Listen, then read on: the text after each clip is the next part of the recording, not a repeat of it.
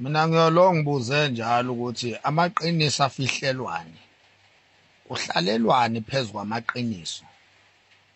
La sikhona nje umntwana kaphinda angene owasithatha wasibeka la sikhona.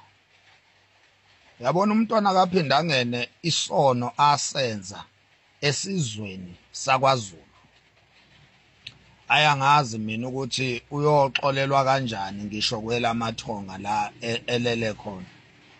Ngoba umntwana kaphinda angene wenza isono esikhulu, wenza icala elibovu kwelamathongo.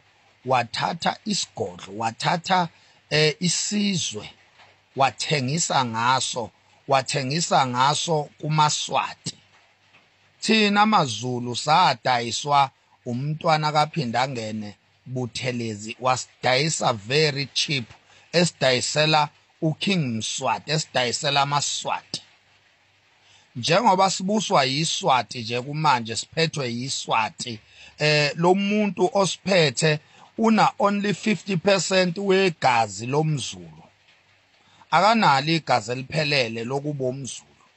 Kuyamangaza-ke ukuthi yini eyadala ukuthi uButhelezi abone kufanele ukuthi isizwe esikhulu kangaka siphathwe umuntu olekha igazi laso. Ngoba phela lo muntu lo oyisilo ulekha ilokhuzi, ulekha iqualification. Akanawo u100% Zulu blood lo muntu ekuthiwa uyisilo samaZulu. Akanawo u100% Zulu blood, una only 50%. Number 2, akayona indlalifa kaMdlokombane, the former king. Okokuqala ulekha iblood yokuba umZulu uma ngabe ezobusa isizwe samaZulu. Number 2, ulekha ukuqualifya ngoba akayona indlalifa. Siqale ngaye thina ukubona ukuthi esizukulwaneni sethu umuntu uke avele nje athathwe enziwe inkosi engeyona indlalifa. Kweqiwe indlalifa, iyeke indlalifa ikhona. Iqualifya indlalifa ino 100% wegazi lesizwe. Yeqiwe ngenxa yemali eyayifunwa umntakaphinda ngene. Ngenxa yemali eyayifunwa umntakaphinda ngene kweqiwa isiko, kwalandelwa imikhuba, kwalandelwa amanyala. Kwathathwa umuntu oshoda ngegazi lesizwe.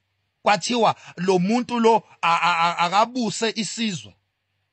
Even ngisho eBhayibhelini into engakaze yenzeke ukuthi kusuke umuntu ongenalo igazi lesizwe kuthiwe uyinkosi yaloso sizwe. Ngokwasebhayibhelini umuntu wangaphandle kwesizwe wayebizwa ngokuthi ungowezizwe. Ilevel yakhe yayilingana neyesilwane, ingakho uJesu abiza owesifazane waseSamaria ngenja.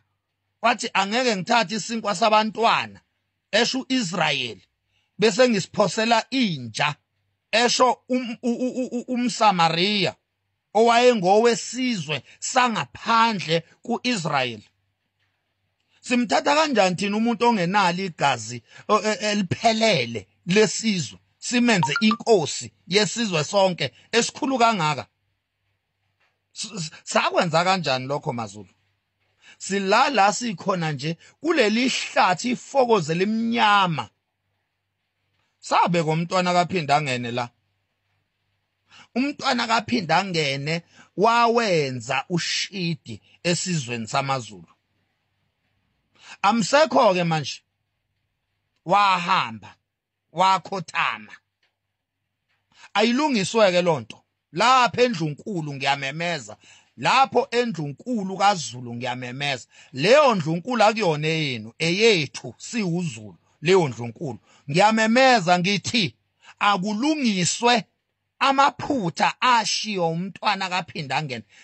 ngiyamemeza eNdlunkulu ngikhotheme ngiguqe ngamadolo ngithi iphuthe lenziwa umntwana kaphinda angene esizweni sethu esisithandayo ngithi alungiswe lolo phutha lelo. Umntwana uSimakade samakhosi uyena inkosi.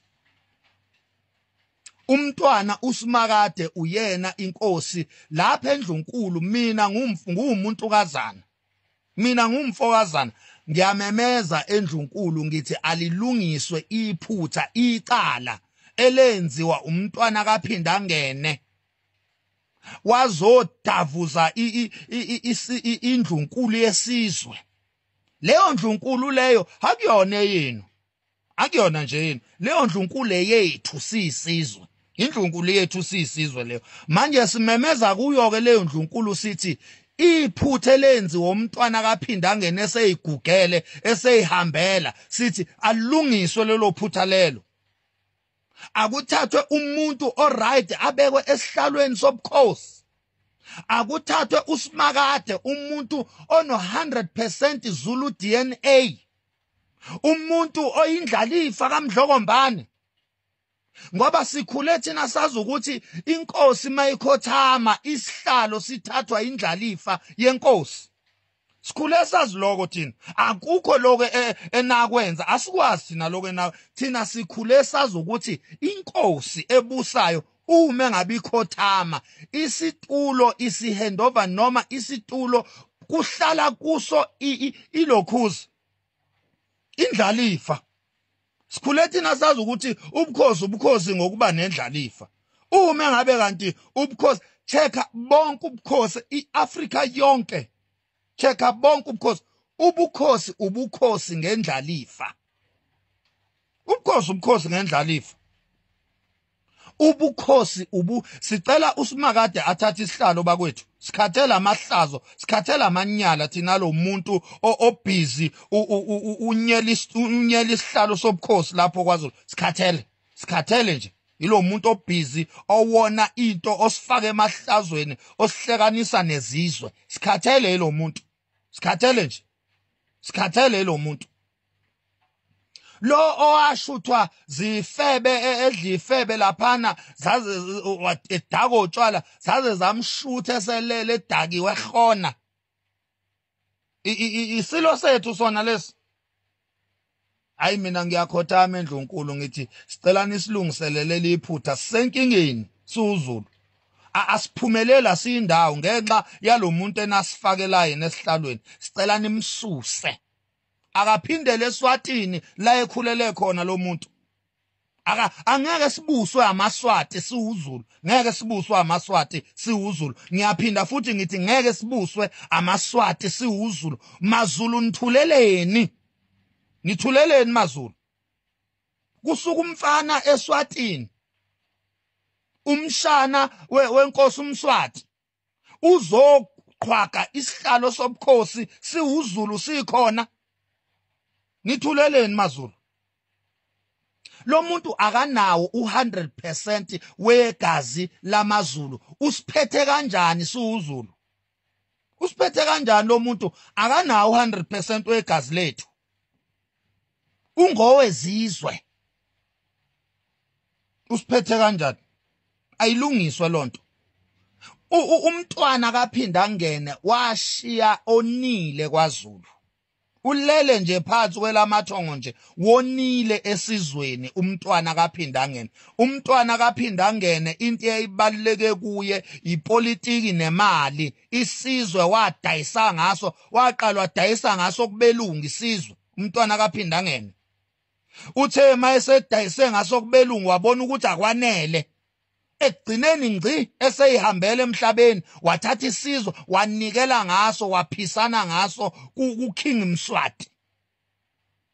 Lo mfana lo uyahamba ayeSwatini ayothatha imibono kaKing Mswati ukuthi akasirobhe kanjani namhlanje isizwe samaZulu.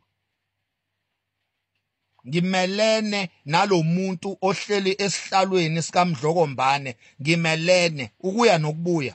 Ebusuku emini ekuseni ntambama ngimelene nalomuntu esimbiza ngesilo. Ngithi mina akasona nje. Sicela Ndlunkulu sicela